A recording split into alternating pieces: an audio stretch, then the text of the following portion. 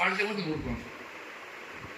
పిల్ల నేను పిల్లకి నేను నా పిల్లగా చూడను, నా వైఫ్గా చూడను, నా పిల్ల తల్లిగా చూస్తాను. యూత్కి నువ్వు ఇచ్చే మెసేజ్ ఏంటి?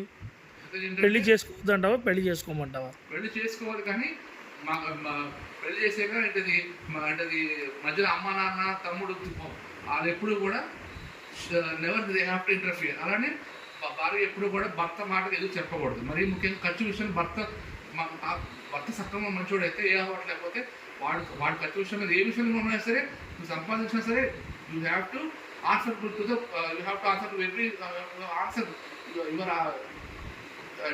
ఒకటే మాట నేనేమన్నా అంటే, once after marriage your responsibility is one. ఈ జనరేషన్ అమ్మాయిల పరిస్థితి ఏంటి?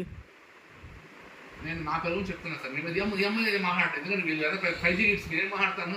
నేను నా పిల్లలు చెప్తున్నాను, నా పిల్లలు ఉండాల్సిన లక్షణాలు అది. మ్యారేజ్ పైన నీ ఒపీనియన్ ఏంటి? ఏంటంటే వన్స్ పెళ్ళి అయ్యాక హస్బెండ్ రెస్పాన్సిబిలిటీ, వైఫ్ ఎక్కువ నోరు ఎత్తకూడదు, ఏంటది సౌండ్ తగ్గించాలి, డిసిప్లిన్ ఉండాలి. ఇప్పుడు కానీ నీ పిల్ల అయినా ఈ జనరేషన్ వాళ్ళైనా అట్లా లేరు కదా. ఉండకపోతే నా పిల్ల అయినాక ఉండకపోతే ఊరుకోవాలి, ఏ జనరేషన్ అయినా సరే. నా పిల్ల అయినాక ఇక రొమాన్స్ వైలెన్స్ ఎక్కువ ఉంటుంది.